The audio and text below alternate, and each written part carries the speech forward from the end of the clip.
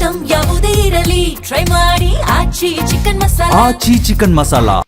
ಈ ರೀತಿ ವಿಶ್ವಕಪ್ ಟೂರ್ನಿಯಲ್ಲಿ ಪಾಕ್ ವಿರುದ್ಧ ಭಾರತದ ಗೆಲುವಿನ ನಾಗಾಲೋಟ ಮುಂದುವರೆದಿದ್ದು ನಿನ್ನೆ ನಡೆದಂತಹ ಪಂದ್ಯದಲ್ಲಿ ಪಾಕ್ ಬೌಲರ್ಗಳನ್ನ ಇಶಾನ್ ಚೆಂಡಾಡಿದ ರೀತಿ ಹೇಗಿತ್ತು, ಪಾಕ್ ಬ್ಯಾಟ್ಸ್ಮನ್ಗಳನ್ನ ಬೂಮ್ರಾ ಮತ್ತು ಹಾರ್ದಿಕ್ ಪಾಂಡ್ಯ ಹೇಗೆ ಬ್ರೇಕ್ ಹಾಕಿದ್ರು, ನಾವೇ ಗೆಲ್ಲೋದು ಅಂತ ಇದ್ದಂತಹ ಪಾಕಿಸ್ತಾನಕ್ಕೆ ಹೇಗೆ ಮಣ್ಣು ಮುಗಿಸಿದ್ರು ಅನ್ನೋದ್ರ ಬಗ್ಗೆ ಸ್ಪೆಷಲ್ ರಿಪೋರ್ಟ್ ಇಲ್ಲದೆ ನೋಡಿ.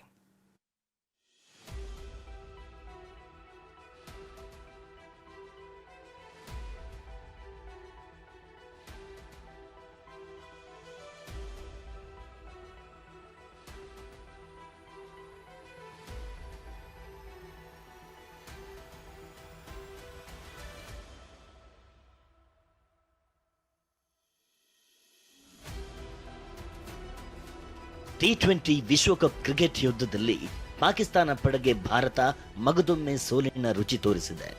ಶ್ರೀಲಂಕಾದ ಕೊಲಂಬೋದಲ್ಲಿರೋ ಪ್ರೇಮದಾಸ ಮೈದಾನದಲ್ಲಿ ನಡೆದ ಪಂದ್ಯದಲ್ಲಿ ಟಾಸ್ ಗೆದ್ದ ಪಾಕಿಸ್ತಾನ ತಂಡ ಫೀಲ್ಡಿಂಗ್ ಆಯ್ಕೆ ಮಾಡಿಕೊಳ್ತು.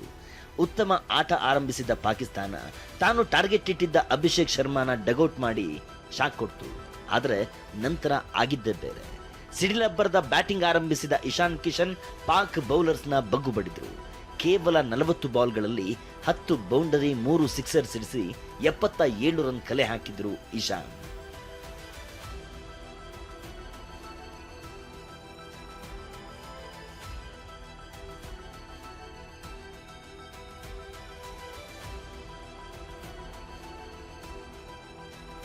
ಇನ್ನು captain Suryakumar Yadav 32 run, Tilak Varma 25 run, Shivam Dube 27 ದಾಖಲಿಸಿದ್ದು ಬಿಟ್ರೆ ಮತ್ಯಾರ ಬ್ಯಾಟ್ ಸಿಡಿಯಲಿಲ್ಲ.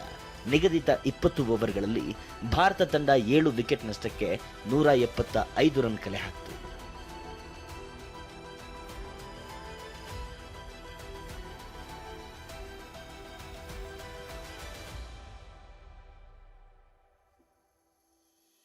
ನೂರ 76 ರನ್ ಸವಾಲಿನ ಗುರಿ ಬೆನ್ನತ್ತಿದ ಪಾಕಿಸ್ತಾನ ತಂಡವನ್ನ ಟೀಂ ಇಂಡಿಯಾ ಬೌಲರ್ಗಳು ಆರಂಭದಲ್ಲೇ ಧೂಳಿಪಟ ಮಾಡಿದ್ರು. ಮೊದಲ ಓವರ್ನ 4ನೇ ಬಾಲ್ನಲ್ಲೇ ಹಾರ್ದಿಕ್ ಪಾಂಡ್ಯ ಪವರ್ಗೆ ಫರ್ಹಾನ್ ವಿಕೆಟ್ ಒಪ್ಪಿಸಿ ಪೆವಿಲಿಯನ್ಗೆ ಮರಳಿದ್ರು. ಇಲ್ಲಿಂದ ಆರಂಭವಾದ ಪಾಕ್ ಬ್ಯಾಟರ್ಗಳ ಪೆವಿಲಿಯನ್ ಪರೇಡ್ ಆಲ್ಔಟ್ ಆಗೋವರೆಗೂ ನಿಲ್ಲಲೇ ಇಲ್ಲ. ಪಾಕ್ ಪರ Usman Khan 44 run, Shadab Khan 14 run, Shaheen Afridi 23 run ಗಳಿಸಿದ್ದು ಬಿಟ್ರೆ ಮತ್ಯಾವ ಆಟಗಾರನು 10 ರನ್ ಗಡಿ ದಾಟಲಿಲ್ಲ. ಈ ಮೂಲಕ 18 ಓವರ್ಗಳಲ್ಲೇ ಪಾಕಿಸ್ತಾನ 114 ರನ್ ಗಳಿಸಿ ಸರ್ವಪತನವಾಯಿತು. ಭಾರತಕ್ಕೆ 61 ರನ್ಗಳ ಭರ್ಜರಿ ಗೆಲುವು ದಕ್ಕಿತು. ಅಬ್ಬರದ ಬ್ಯಾಟಿಂಗ್ ಮಾಡಿದ ಇಶಾನ್ ಕಿಶನ್ಗೆ ಪಂದ್ಯಶ್ರೇಷ್ಠ ಪ್ರಶಸ್ತಿ ಲಭಿಸಿತು. Mohammed Rafi, sports bureau, TV9.